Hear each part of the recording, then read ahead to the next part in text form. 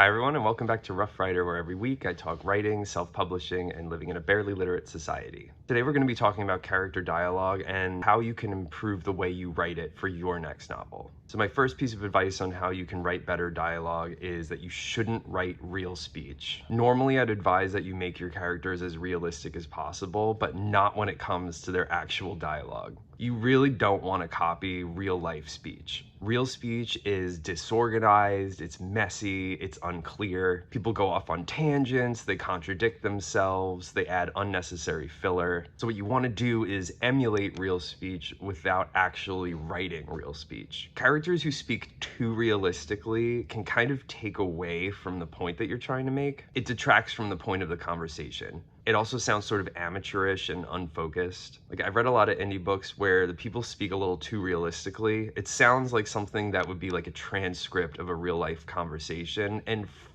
I don't know, it just doesn't sound right. It might sound right in real life, but in a book it just ends up coming off kind of strange. Like, you'll have people in the middle of a conversation or in the middle of a line throw in some sort of jab at someone, and then the person will say back like, oh, and have some sort of response to that, and then the first person will be like, well, let's get back on topic, we're getting off topic here. Well, you didn't have to get off topic in the first place. At the same time, you don't want your characters to speak very artificially and very rigid. So if you want to use slang, like, great, I'd say that's a good thing. If you want to have them curse like truckers, also go ahead. Like, there's nothing wrong with any of that. I am saying you should emulate real speech. You don't want it to sound too fake, but then at the same time, you don't want it to have that sort of lack of structure and lack of focus that real speech has. Just don't have them go in circles in their conversation. Don't have them throw things in that just don't add anything other than taking up space. It doesn't add anything to the conversation, and ultimately you're just sort of wasting your reader's time and attention on that. So I would say stick to the point. Now, my second piece of advice on how you can improve your dialogue is to decide the takeaway of the conversation before you even start writing it. There should be a purpose to the dialogue that you're writing. Like, it shouldn't just be filler that's going to get edited out later. Or even if you don't end up editing it out, like, it shouldn't just be filler that doesn't add anything to your book. You want to convey some sort of meaningful interaction to your reader through the characters' conversations with each other. This can either be plot-related information or character-related information, but no matter what it is, it should be easily perceived by the reader. What you should do is decide what the primary reason is for the conversation and keep that in mind while you're writing it. You might bring up other points during the dialogue, but everything that these characters are saying should ultimately reinforce that main piece of information that you're trying to get across to your reader. Like, you don't want to waste your reader's time just for the sake of a higher word count or a higher page count. Your dialogue should leave them with more knowledge than they had going into it. And that leads me to my next piece of advice on how to write better dialogue, which is to pick what points you're going to make during the dialogue. So, now that you know what the main takeaway is going to be, you should decide what points you're going to make along the way. And depending on how long the dialogue is or the conversation is, you might be able to make multiple points. You might limit it to just a very short list of them, but it really depends on the length of it, how much you're going to be able to get across. You don't want to try to pack too much content into one given dialogue because it can get sort of overwhelming for people, but at the same time, you don't want it to be too sparse. You don't want it to really not convey very much at all. So as an example, let's say you've got two characters. One of them is like a blogger who talks about really kind of contentious issues, something really inflammatory. And then the other character is their friend who has a personal history or experience with basically getting canceled for saying unpopular or kind of like hot takes online that people didn't react well to. The main takeaway of that conversation could just be that the blogger, the first character we mentioned, is taking a huge risk by going online and saying the kinds of things that she's saying. The point is that this should be a cause of concern both to her and to the reader who's supposed to sympathize with her. Throughout the conversation, though, you can make additional points. These could be why the blogger wants to keep writing despite the risks. It could be what happened to her friend and how he dealt with it. And it could also be what the consequences might be if the blogger decides that she is going to keep writing and continue to say these kinds of things online. You could get all of these points across in just one conversation, and you can do this in a more engaging way than just through narration alone. I will say, though, in my personal books, I do kind of blend narration and and dialogue to kind of get these sorts of points across, but if you want to stick totally with dialogue, go right ahead. Like, I think that's totally fine. So the next piece of advice I have to write better dialogue would then be to arrange all of these points for optimal flow. So you know the takeaway, you know what points you want to make. You have to do is arrange this in a way where it flows logically and it makes sense. It's easy to follow. So what I always do and what I would recommend you do is you make basically an outline of what the dialogue is going to be. Make a bulleted list of what you want to address and rearrange those bullet points until you figure out what works best in terms of what order things should be in. So here's a little example that I came up with for that scenario that we had with these two characters, the blogger and her friend. These are the points you might want to make. The first one being that the friend is concerned about the blogger's risk taking.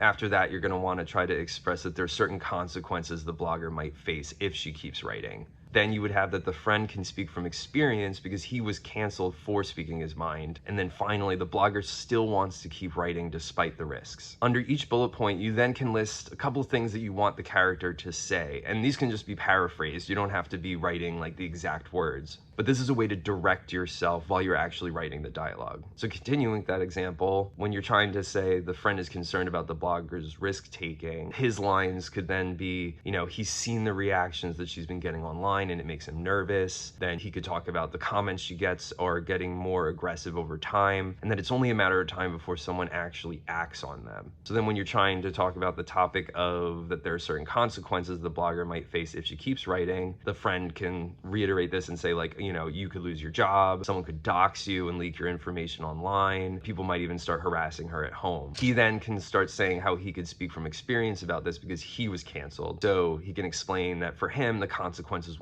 were small at first, like getting constant angry DMs. Soon people ended up finding out where he worked and strong-armed his employer into firing him, and he ultimately started to get death threats and had to go to the police. As a response to this, though, the blogger could express why she wants to keep writing despite all the risks. So she feels it's worth it. You know, someone needs to speak out, so it might as well be her. And if she stops writing, then she lets her critics win and validates them. So after you've come up with these list of lines, you can use these bullet points to kind of guide yourself to the next stage of the conversation. You might need to tweak this a few times until you get it right and it flows well, but it'll make sure your dialogue's well structured and that you hit all the points that you want to make. Once you've got an outline like this, you can just go right ahead and start writing the dialogue. And you would use all these bullet points as a guide. Outlining your dialogue ahead of time will make it a lot easier, and you'll be surprised how fast you can write it once you have something like this. It also will keep you on topic. You won't stray off and end up writing unnecessary filler or just unnecessary lines that are just going to get edited out later anyway. It'll definitely make it easier with trying to figure out like what shifts in topic to make. Like, you won't be figuring it out as you go along. And the best part of all is that it makes it a lot easier to read. So for some more about this topic, I do have a longer blog post which includes a sample dialogue based on this little sample outline that I gave. So if you want to check that out, there is a link in the description. If you enjoyed this, then please like and subscribe, follow me on social media, and as always, thank you for watching.